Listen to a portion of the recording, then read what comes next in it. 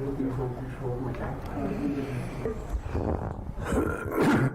उनके पास है।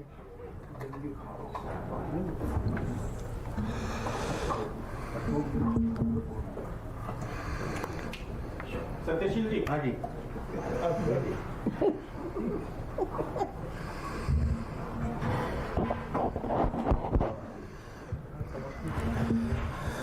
यद्यपि नमस्कार आदि संबोधन का उपयोग करने से मना किया हुआ है, लेकिन फिर भी संस्कृति ऐसी है कि जिसका निर्वाह करे तो अच्छा लगता है।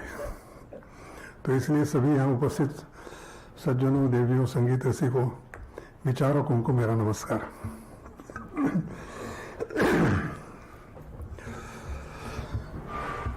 शीर्षक है गगन मंडल बीच में आवाज। अब स्वाभाविक रूप से ये आवाज जो है, ये आवाज का मतलब कुमार जी की आवाज। और वास्तव में इस आवाज की जो एक छाया नहीं कहूंगा, लेकिन इस आवाज का परिणाम जो छाया हुआ है और अभी भी लोगों के कानों में, दिलों में ये जो छाया हुआ है, ये केवल अप्रत्याशित है। इसको हम दैवी भी कह सकते हैं, क्योंकि ऐसे व्यक्ति जो है ये ईश्वर दत्त प्रतिभा इतनी लिए हुए आए हैं, तो इनको हम ईश्वरीय अंश ही समझ सकते हैं। और वास्तव में ये कुमार जी जो हमारे बीच में रहे, तो ये एक ईश्वरीय अंश का हमें दे गए, और हम सब भाग्यवान समझते हैं कि हम प्रत्यक्ष रूप में उनके सामने उनको श्रवण कर सकते हैं और सारी उनके संबंध में जो सारी चीजें उसका हम विचार कर सक रहे हैं।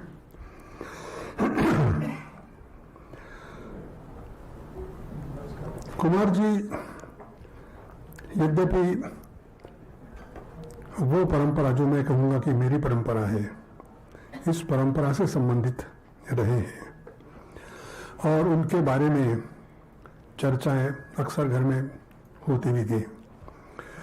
लेकिन ऐसी एक उनकी एक रिकॉर्ड 78 आरपीएम की मेरे बचपन में जो मैंने पहली बार सुनी, और ऐसा लगा कि एक जैसा एक स्टॉर्म जो कहते हैं ना, वो ऐसा एक चारों तरफ आकर 3 मिनट में चला गया, और जो बिल्कुल ऐसा लगा कि भाई मेरा ध्यान कहाँ है, मेरा ये अनुभव, ये किस तरह का मुझे अनुभव हो रहा है, क्या हो रहा है। और वो जो थी वो सिरों पे धरी गंगा, शंकरा की। वैसे शंकरा यूं कहे तो हमारी परंपरा का विशेष राग शंकरा, हमीर, कामोद, लेकिन उस शंकरा में इस तरह का एक फोर्सफुल और ऐसी एक आवाज का लगाव, इतना ऊर्जा युक्त आवाज का लगाव, सम पे आना जैसे कि लेके बुलेट मार रहे हैं, ऐसे सम पे एकदम बिल्कुल टू द पॉइंट ऐसे आना, कैसे ये क्या है, ये क्या संगीत है। यद्यपि मैं सीख रहा था घर में, पिताजी के निर्देशन में सब हो रहा था, और उस समय के मेरे आदर्श, नेचुरली मेरे आदर्श 2 थे, एक तो मेरे पिताजी और दूसरे डीवी पलुस्कर, ये मेरे आदर्श थे। और इन सब की गायकी के साथ ही इसी परंपरा के व्यक्ति और एक ऐसा रूप, ऐसा एक प्रोफाइल सामने ला रहे हैं कि जो वास्तव में इतनी अद्भुत है कि असर तो कर रही है, और ये असर ऐसा है कि टिकने वाला असर। तो उससे तो हो गया कि ये सिर पे धरे गंगा, ये किस तरह की बात है, और सिर पे धरे गंग ऐसा सम पर आते, वाह ये कोई अजीब है। उसके बाद में फिर वही सिलसिला चलता रहा, मालवती, लगन गंधार, दोनों गंधार में से जो सम पे आने वाला जो गंधार है वो गंधार ऐसा तीखा जाता है कि जैसे चीरता है।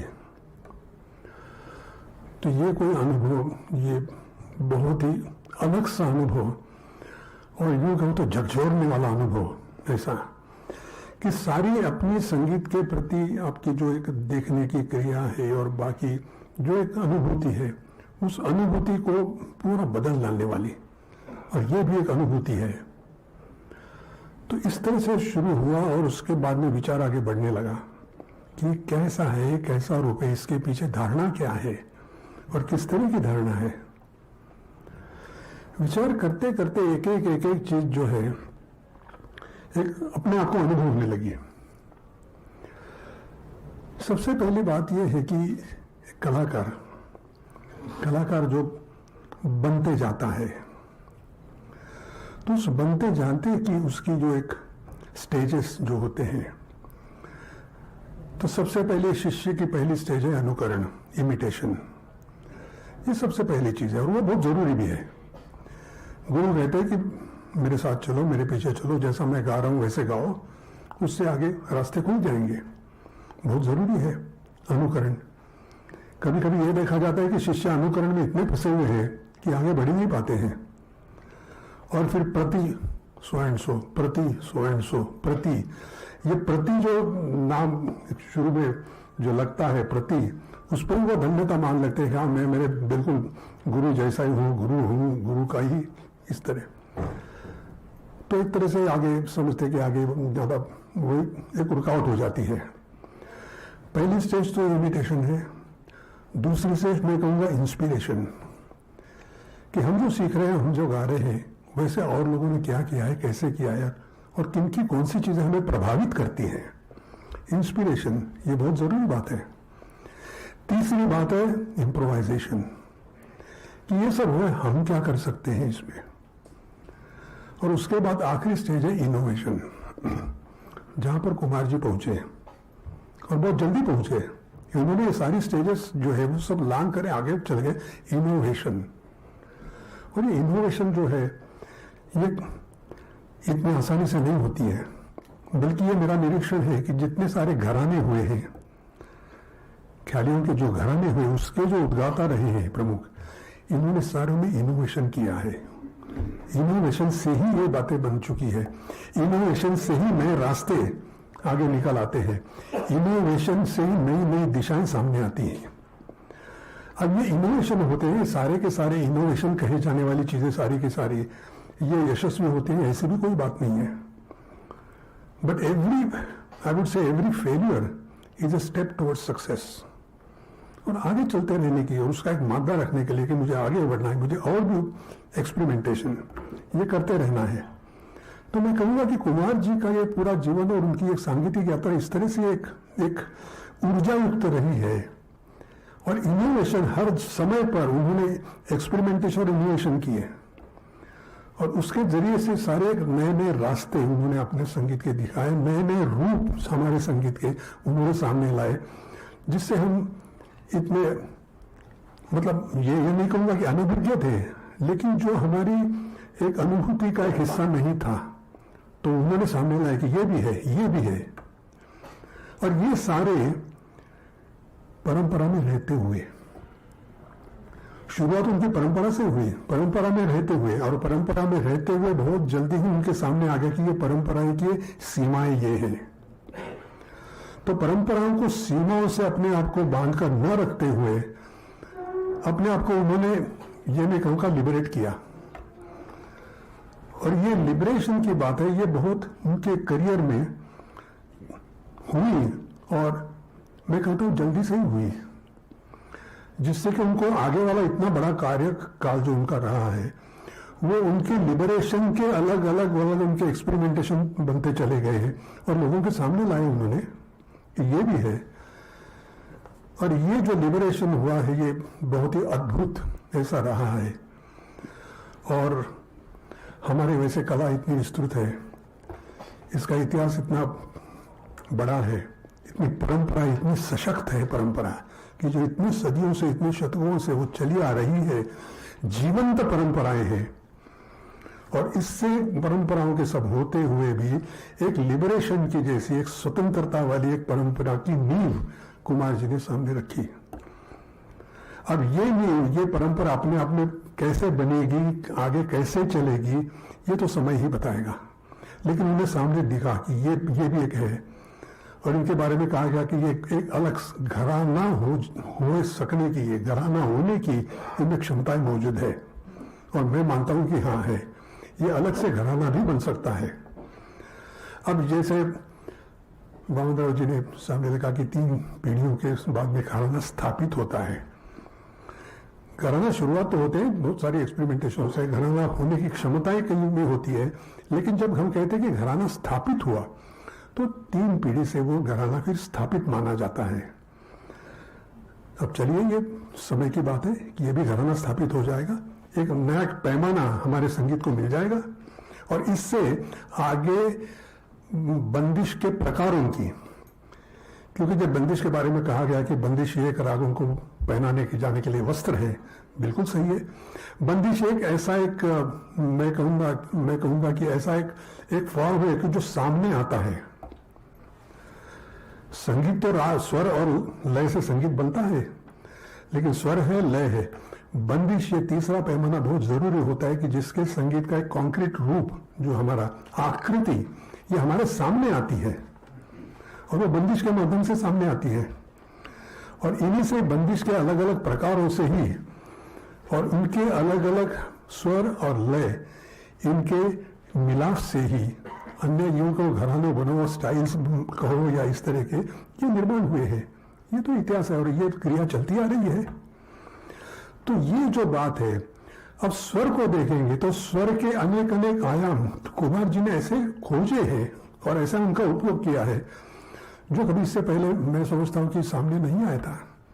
ये मैं नहीं कहूंगा कि किसी ने उपयोग किया ही नहीं है, ये नहीं कहूंगा, लेकिन जिस तरह से वो सामने चीज आई उस तरह से नहीं आई थी। Let me be very Frank, at least मैं तो यूं कहूंगी मेरे सामने ऐसी चीजें आई नहीं थी। तो ये जो है स्वर के अलग अलग आयाम, स्वर के लगाव के, लय के अलग अलग छंद बनते, और छंदों से, लय से जो लयकारी बनती है, उन लयकारी को इतना अच्छा और इतना विस्तृत उपयोग कुमार जी ने किया है कि ये मैं कहूँगा कि बस वंदन है। ऐसी प्रतिभा को, ऐसी सोच को, ये ईश्वरीय देन है। और हमारे सामने ये सोच आई है, कुमार जी ने ये लाई है, हमारी उनकी सोच जो हमसे उसको एक सामने ये रखी है और हमसे उद्बोधन उन्होंने जो किया है, तो हम तो शतशः ऋणी है उनसे कि इसी तरह की उन्होंने सामने लाई कि ये भी संभव है, ये भी संभव है।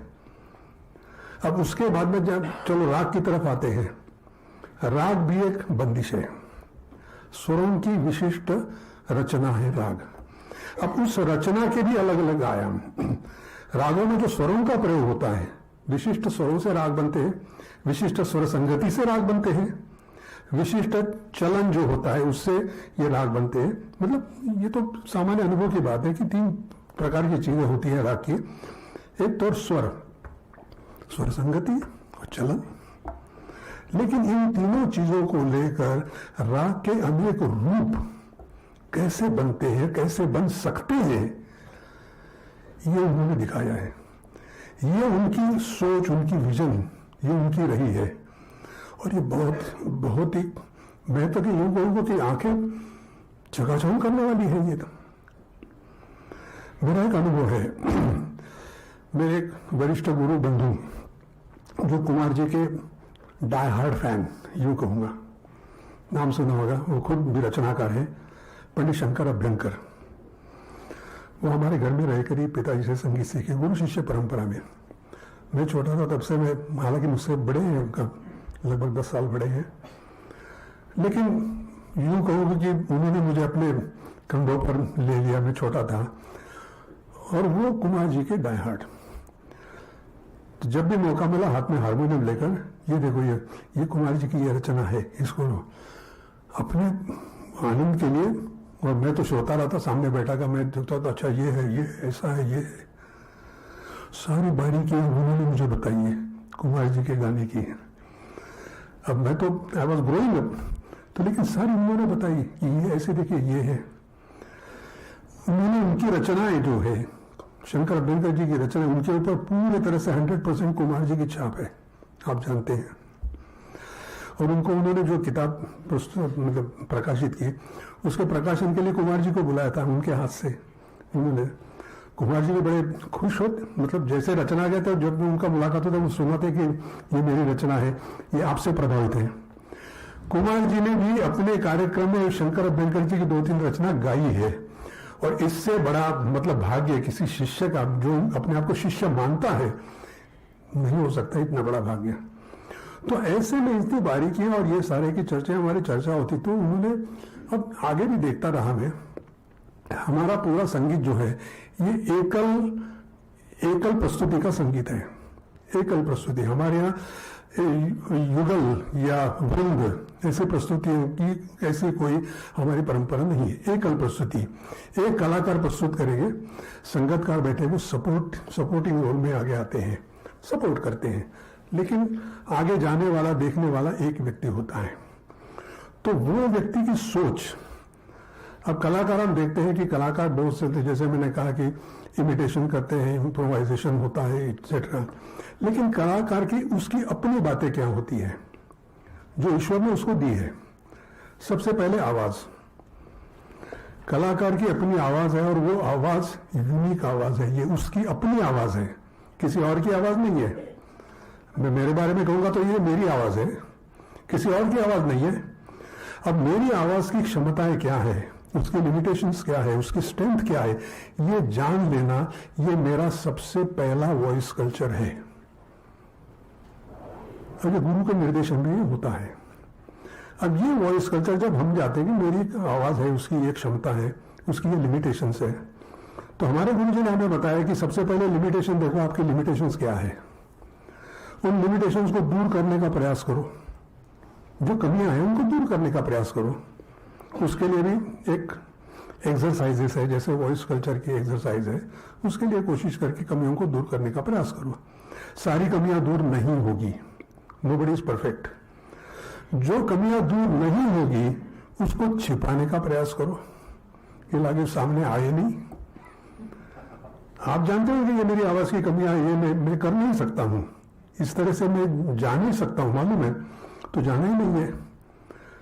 कमियां छिपाने का प्रयास करना और जो आपकी जो मजबूतियां हैं उनको आगे बढ़ाने का प्रयास करना, ये एक तरीका है।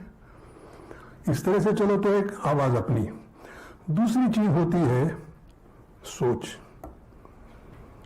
आपकी नजर क्या है, क्या आपके आदर्श के में यहां तक मैं जाना पसंद करूंगा और यहां तक मैं जा पाऊंगा, यहां मुझे जाना है, वहां जाना है। विजन, नजर बनानी पड़ती है और उस वहां तक जाने के लिए सोच बनानी पड़ती है, किस सोच से आप वहां जाएंगे। तो 3 चीजें डेवलप करनी बड़ी जरूरी होती है।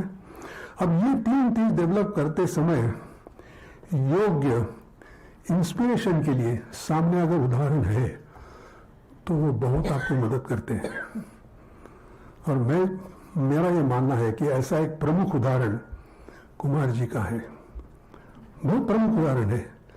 इंस्पिरेशन तो है ही है, इंस्पिरेशन तो है ही है, जगह जगह है।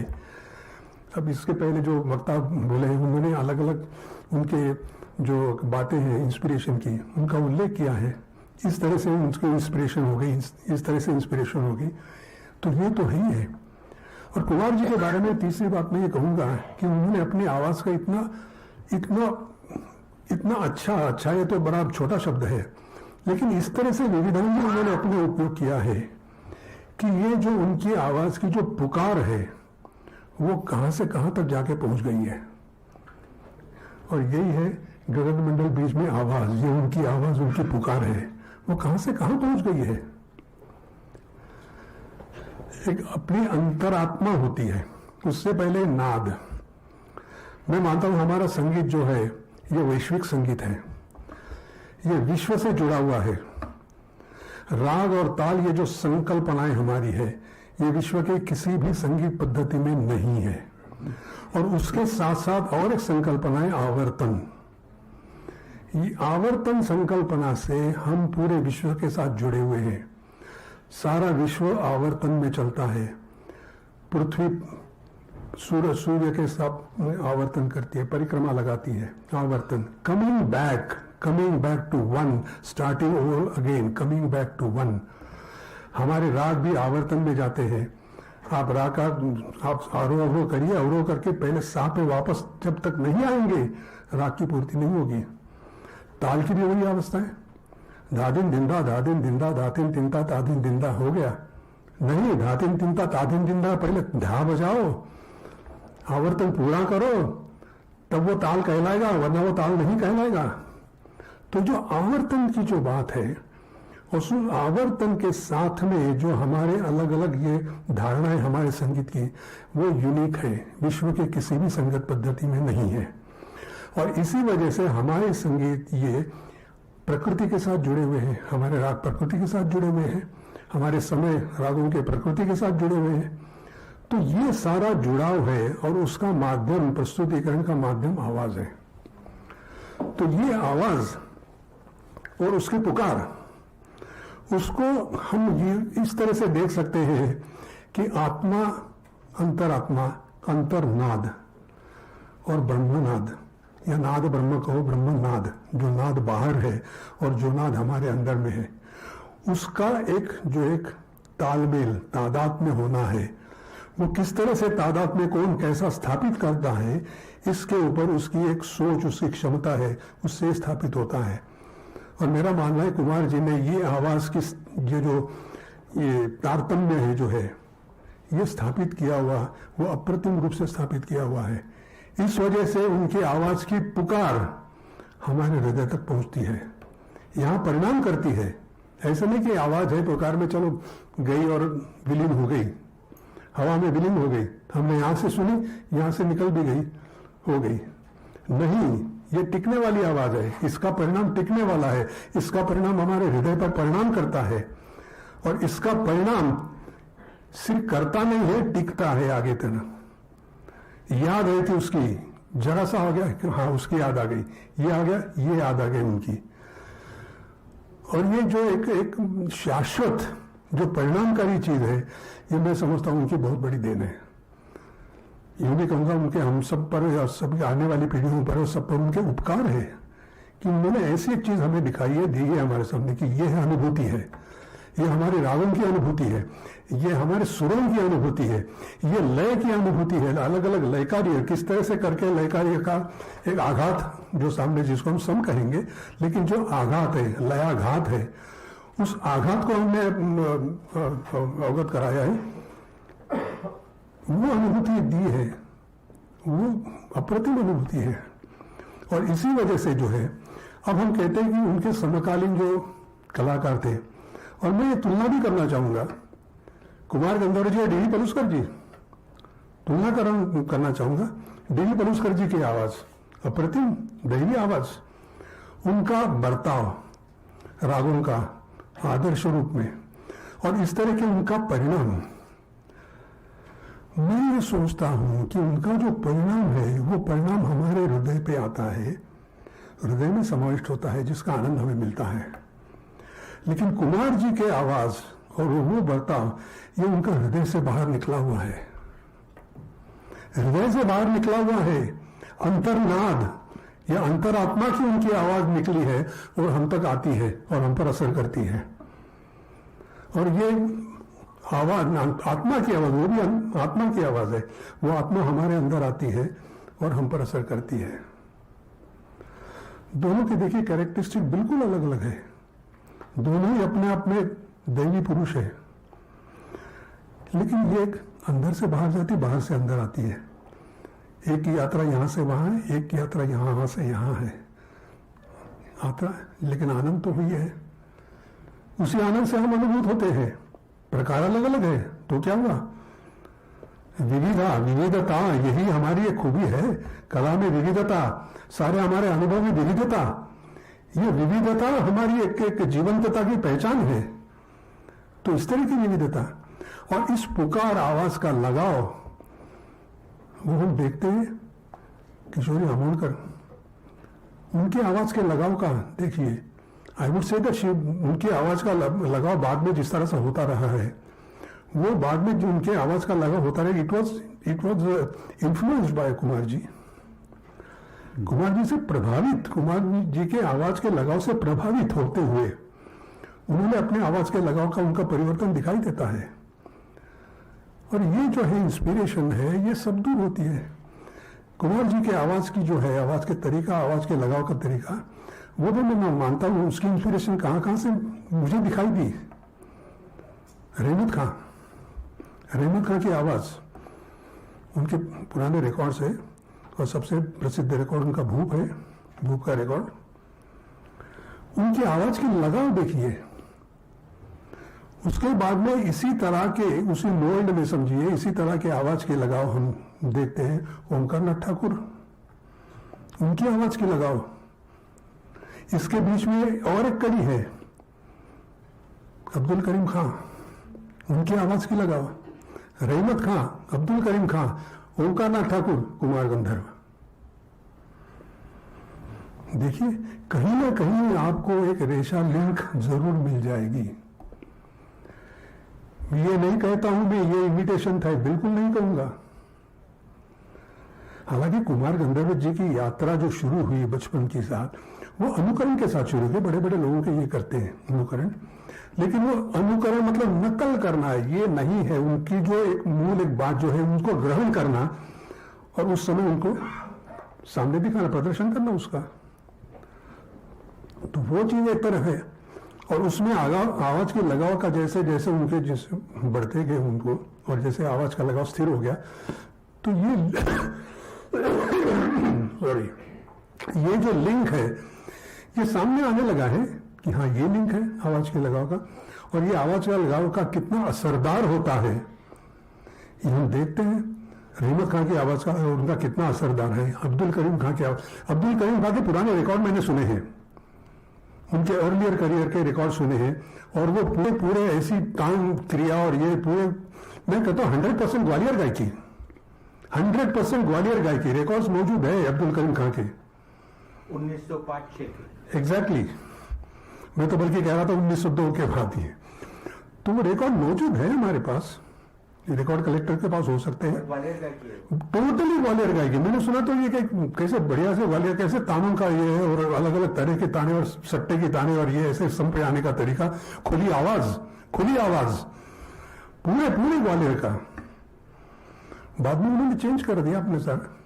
वो जो आवाज उन्होंने जो डेवलप की, वो किसी के इंस्पिरेशन से और जो भी होगी वो की है, लेकिन वो जो तत्व है उसका आवाज के लगाव का, वो दिखाई देता है रहमत खां, अब्दुल करीम खां, ओमकार नाथ ठाकुर, विनायक राव पटवर्धन, मेरे पिताजी पंडित नारायण राव व्यास, एक ही गुरु के चेले, सारा फाउंडेशन एक ही है, पलुस्कर परंपरा एक ही फाउंडेशन।